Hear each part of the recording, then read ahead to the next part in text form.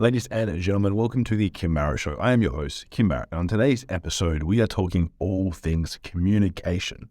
So if you're someone who speaks to clients, friends, business partners, romantic partners, kids, whatever it might be for you, this is an episode you are not going to want to miss.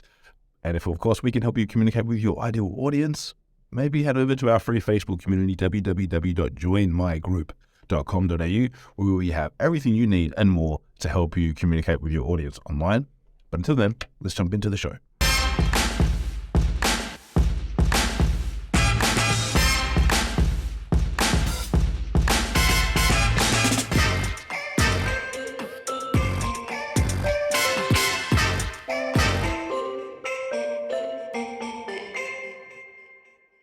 Ladies and gentlemen, today we're talking all things communication. Now, the reason why I bring this up is because so often, and too often, I see in business that things happen and it's all because of poor channels and methods of communication. First thing I want to talk about though is channels. Because, controversially, these days, what happens is people like to just text. They just like to message. Gone are the days of having an in-person conversation, let alone a phone conversation. So many people I know like to use the methods of communication, text, Messenger, Slack. And the biggest thing that I find is that it can be too easily misconstrued. Now, what do I mean by that? Is that if you're someone who's got a message to share and you're in a rush and you type it and you hit send and away it goes, there's no context to the way you're communicating that. Right? The content is just purely the content. You might just hit a sentence, right? Worst of all, you might just send a thumbs up emoji, right? And people have all sorts of indications of what they believe that's going to mean. So to me, most importantly, if you're dealing with someone or having a conversation with someone who is of importance to you, whether it be partners, business, employees, unless you can give some brevity to the communication using things like emojis, right, where you can convey how you're feeling about it, I would always recommend a phone call conversation. Why? Because it's very hard to convey how someone's feeling, what they're going through at that moment in time when they're sending a message, and you can misconstrue that and believe and put whatever thoughts that are in your head at the time onto it. So if you send a message and you get a short message back, they're pissed off, they're annoyed, they're frustrated with me, right? And obviously there's justified reasons of why you think that.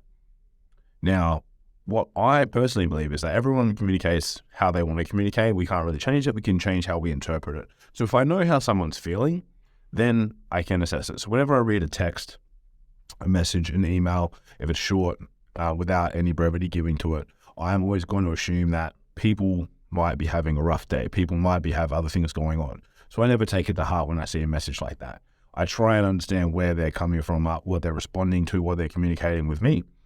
And if I feel any frustration or worry or thought about it, I'll jump on a phone call.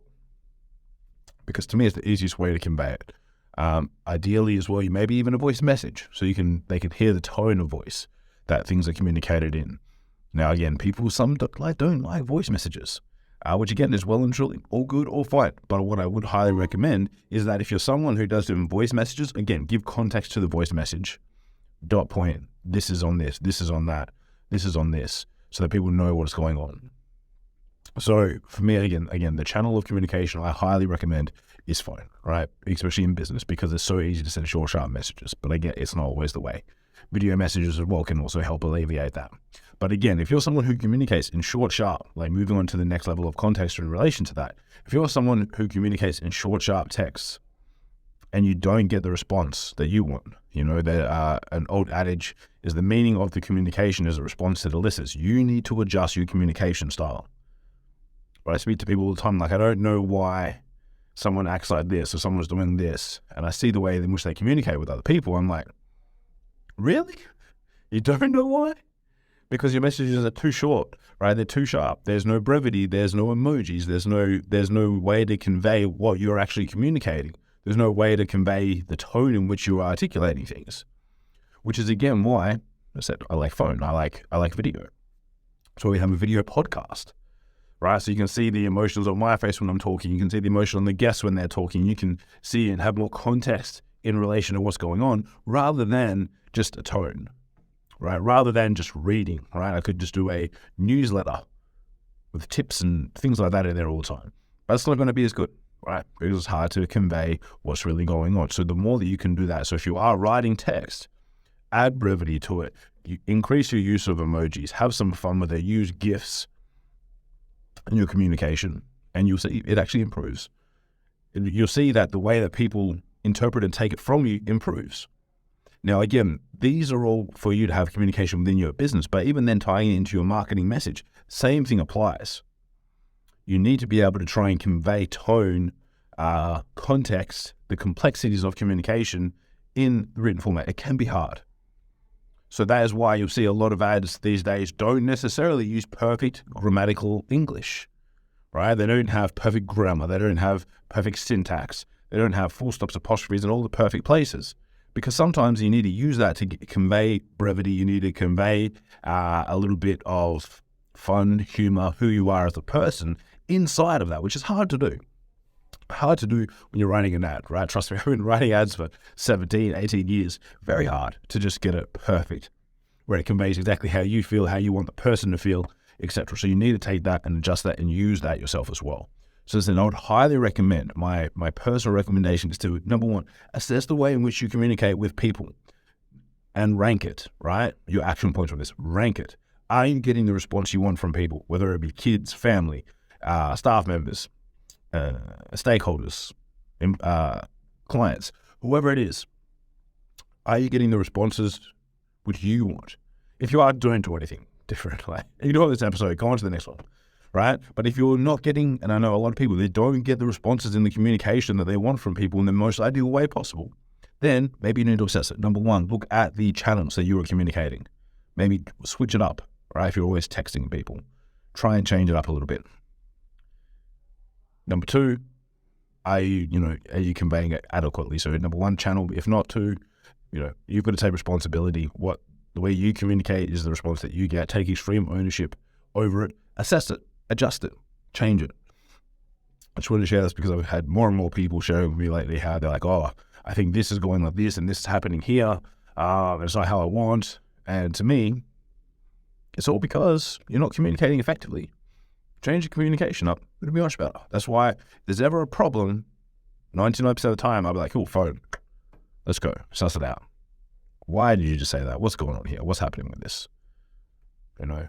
Too many people are happy to be keyboard warriors these days, happy to type away like crazy, but then not actually respond.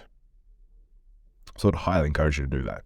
And that's why as well, if at the time listening to this, we have our mobile mastermind where it's all about communication in PR, communication in sales. If you want to check that out and see if it's still available, you can head over to www.mogulmastermind.com.au. Check it out. It's May 24th, 26th. We have a handful of seats available because some of our normal mastermind members that are in for the whole year are not there, which means you have the chance to come and hang, rub shoulders with cool people. It's going to be great. We've got Nikki Milne, expert online, I was going to say business guru, that's not the right term for her. She's an expert at PR, right? She looks at how to position brands. She works with a lot of luxury brands, high-end brands, and position them to get PR, right? It's about positioning yourself to get it. How do you communicate effectively that your brand is ready for PR? We have Heidi Anderson, right? All about confidence and how to, make yourself stand out in the crowd, how to cut through the noise. Again, you've got to be able to communicate effectively to be able to do all that.